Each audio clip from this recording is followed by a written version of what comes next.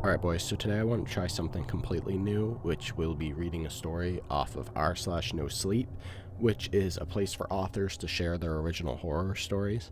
I know it's not anywhere near Halloween or anything like that, but I just figured something like this could be fun and different for the channel, and I wanted to see what you guys might think. So the story that we're going to be reading today is called The Waving Girl, and it was posted by Actual Guy Fieri just 7 hours ago, so it's fairly new. I'll link his story in the description, but anyway, let's get started. The Waving Girl. It's amazing how vivid childhood memories can be. I'm an adult now, currently a student in college, and yet I remember these events like they just happened yesterday. It was the beginning of second grade, and I was 7 years old. School was going by as usual. A few classes, lunch, and now recess. Recess took place on a blacktop behind the school. On the side of the blacktop, there were some small bushes and underbrush. It was a warm September day, and the summer was beginning to end. I was playing a game of kickball with a whole bunch of other kids. I was in the outfield, standing around and waiting for the opportunity to catch a ball. I found myself looking around, considering leaving the game and finding something more entertaining to do. And then I saw it. In the distance, behind one of the bushes in the woods, was a waving arm. I was intrigued, wondering if it was a classmate looking for someone to play with. I left my spot in the game. No one was really batting an eye, as kids were free to leave anytime they wanted. I headed towards the bushes, the kid's arm still waving at me from behind the bush. Once I reached the spot, I crouched down in front of the bush and watched as the arm retreated behind it. "Hi," I greeted the stranger. "Hello," a voice replied back. Even as a kid, I could tell something was off about this voice. It was high, too high, almost cartoonish in nature. It had an unnatural squeak to it, and seemed to echo slightly. I didn't question it, as my parents have told me not to judge others. "My name's Sarah. What's your name?" "Tommy," I replied. The girl then told me she was in the middle of a game of hide and seek with her friend. She said she couldn't come out of her spot due to the risk of her friend spotting her. The two of us sat and talked for a while, Sarah never leaving her spot behind the bush. She asked me questions, such as what TV shows I like and what games I like to play. Time seemed to fly by as I chatted with my new friend, and I didn't even notice the recess bell ringing. Sarah pointed towards the blacktop. "I think recess is over." I turned around, expecting to see her get out of the bushes and return to class with me. However, she seemed to have vanished. I called her name, getting no response. Shrugging, I followed the rest of my classmates back to the building.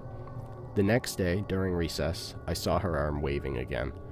She was in the same spot, behind the same bushes I spotted her in yesterday. She told me that yet again, she was playing hide and seek with her friend. She said she liked to take advantage of this spot, since her friend could never seem to find it. The two of us talked for yet another recess session. I remember asking her why she didn't come back into the building with me after recess ended. She was quiet for a moment, but then claimed she had brought her backpack with her to the hiding spot and had to find something in it before going in. I found that strange, as we all left our backpacks in the classroom throughout the day, but I didn't judge. Maybe she wanted to sneak a toy outside with her, or maybe she had homework she wanted to finish. Either way, I didn't question it. After talking for a while, she pointed from behind the bush. "I think one of those kids is calling for you." I told her I'd be right back as I got up to check. I asked my classmate if he wanted something, and he looked confused. He said he wasn't calling for me at all. Before I could question Sarah, the recess bell rang, and I had no choice but to head inside. As I walked back into the building, I thought about something. Sarah's arm looked strange. Being a child, I couldn't exactly pinpoint what was off about it, but I knew it looked different from yesterday. The next day passed, and as usual, I found myself spotting Sarah's waving arm during recess. I was used to meeting up with her in the familiar spot in front of the bushes. I began to find it odd that I've never actually seen her before, but it didn't really matter. At the time, I was just happy to have found a new friend. When I approached the bushes, I saw her arm up close. This time, the difference was clearly visible. Her skin was grayer, slightly veiny, and sticky looking. But I, yet again, being the polite child that I was, didn't question her about it. We talked as usual about whatever came to our minds until Sarah changed the topic.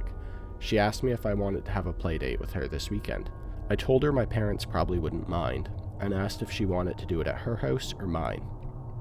She said we could do it at her house, and that her dad could pick me up from the house to take us there. She then asked for my address so that her dad could find my house. At the time, I wasn't really thinking about the dangers of giving a stranger my address, even if it was just another kid.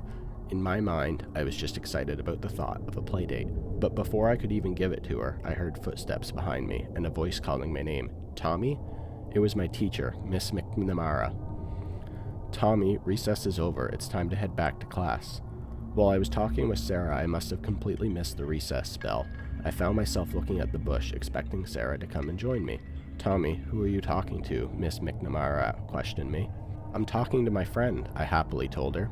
She's playing hide and seek with her friend, and she's hiding in the bushes. Miss McNamara turned towards the bush and spoke. Come on out, recess is over. There was no response. Hello? Recess is over. You need to come back in with the rest of the class. There was still silence.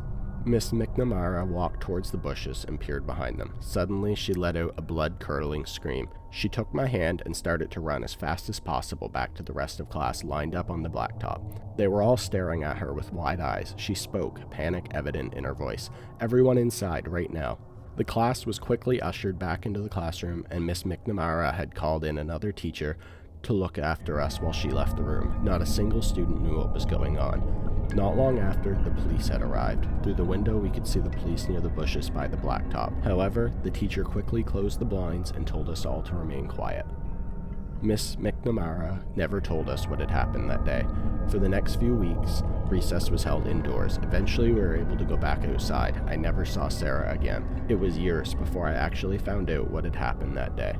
I was 14 years old, as a freshman in high school, when I decided to ask my parents about what had happened that day in second grade.